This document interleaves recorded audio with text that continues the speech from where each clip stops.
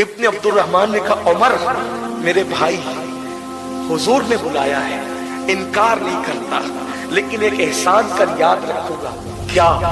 حضور کا میں سامنا نہیں کر پاؤں گا، مجھ سے ایسا کام ہو گیا میں حضور کا سامنا نہیں کر سکتا۔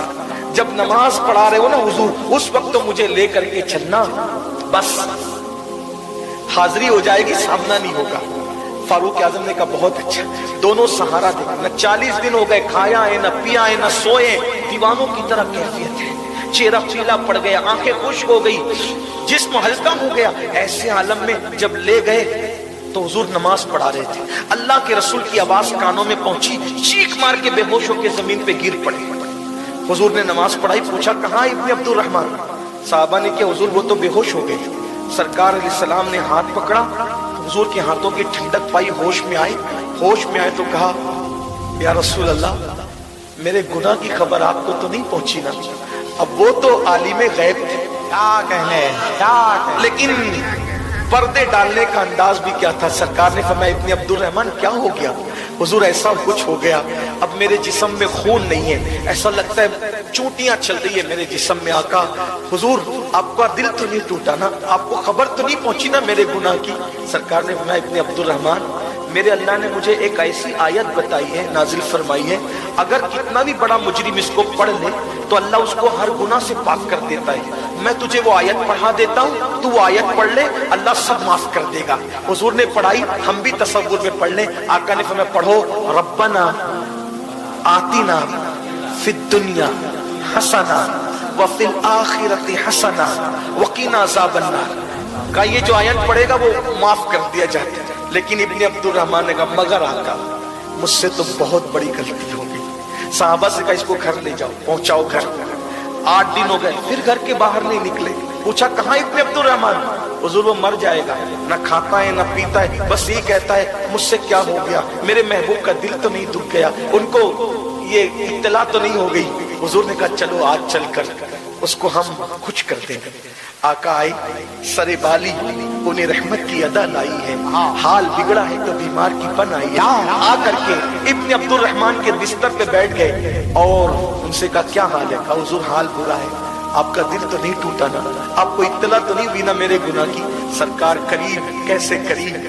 میرے کریم نے چور حاکم سے چھپا کرتے ہیں یا اس کے خلاف تیرے دامن میں چھپے چور انوکھا تیرا، ڈھونڈا ہی کرے صدر قیامت کے سپاہی، وہ کس کو ملے جو تیرے دامن میں چھپا ہو۔ اللہ اکبر، تمہارا نام مصیبت میں جب لیا ہوگا، ہمارا بگڑا ہوا کام بن گیا ہوگا، گناہ گار پہ جب لطف آپ کا ہوگا، کیا بغیر کیا، بے کیا کیا ہوگا۔ حضور نے سر اٹھایا، اپنی گود میں رکھا، انہوں نے دھیرے دھیرے سر کھسکا کر زمین پہ گرا لیا۔ آقا نے پوچھا ابن عبدالرحمان تو نے سر ہماری گود سے کیوں ہٹایا؟ سوچو تو صحیح کیا مقدر ہے، حضور کی نالین کسی کے سر پہ رکھ دو تو وہ بادشاہوں سے بڑا ہو جاتا ہے۔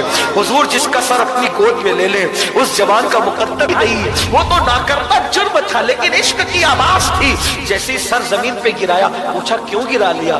عرض کی آقا یہ پاپی آنکھیں جس سر میں ہو وہ سر اس قابل نہیں ہے کہ آپ کی معصوم گود میں رک سکے۔ حضور آپ کی گود بہت مقدس ہے، میں بہت پاپی ہوں آقا، اور سر گرا لیا۔ سر گرایا، پھر سر رکھا، پھر سر گرایا۔ آقا پر وہی آئی، محبوب تیرے عشق میں اتنا رو چکا ہے یہ کہ اگر یہ پوری امت کے برابر بھی پاپ لے کر آیا تو بھی ہم اسے بخش دیں۔ اللہ آپ کے دل کا خیال کرتے ہوئے، آپ کے دل کا خیال کرتے ہوئے اتنے آنسو بہا چکا ہے، اگر یہ پوری امت کے برابر، اولین اور آخرین کے برابر بھی جرائم لے کر آئے تو بھی بخش دیں گے، اس کے آنسوؤں کی اور تیرے پیار کی وجہ سے۔ بس حضور نے فرمایا دیکھو اس کے لیے کیا حکم آیا۔ ابن عبدالرحمان سے کہا ابن عبدالرحمان دیکھ اللہ نے تیرے لیے کیا حکم نازل کیا۔ ابن عبدالرحمان ساری طاقت سمیٹ کے بیٹھ گئے۔ کیا کہا میرے اللہ نے؟ اللہ نے کہا عشق رسول میں دل رسول کا خیال کر کے اتنا رو چکا ہے تو کہ اگر ساری قوم کے برابر بھی تو جرائم لے کر آئے تو بھی اللہ تجھے بخش دے۔ اتنا سننا تھا، صحابہ مچل گئے، ابھی کھڑا ہوگا، ابھی چلنے لگے گا اور ابھی ہمارے درمیان محفل کی زینت بنے گا، لیکن عشق واہ عشق ایک چیخ ماری، میں نے کیا کیا، یار نے کیا کیا، چیخ مار کے زمین پہ گر گئے सहाबा ने जिस्म को हिलाया, सरकार ने फरमाया इसको मत हिलाओ, एक नाकर्दा जुर्म के एहसास ने इसकी जान ले ली है, मेरे दिल के ख्याल के एहसास ने इसकी जान ले ली है, इसे गुस्ल दो, कफन पहनाओ, जनाजा तैयार करो, मैं खुद इसके जनाजे में शिरकत करूंगा। और जब जनाजा तैयार हुआ, आशिक का जनाजा है, बड़ी धूम से निकले।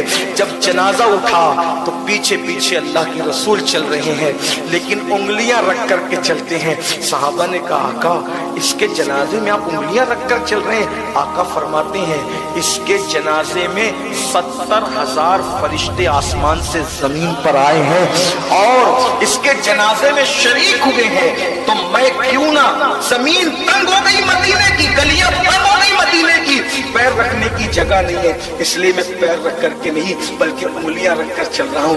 ये थे आशिक लोग, आशिकाने रसूल इनको कहते थे। आज क्या हो गया, हम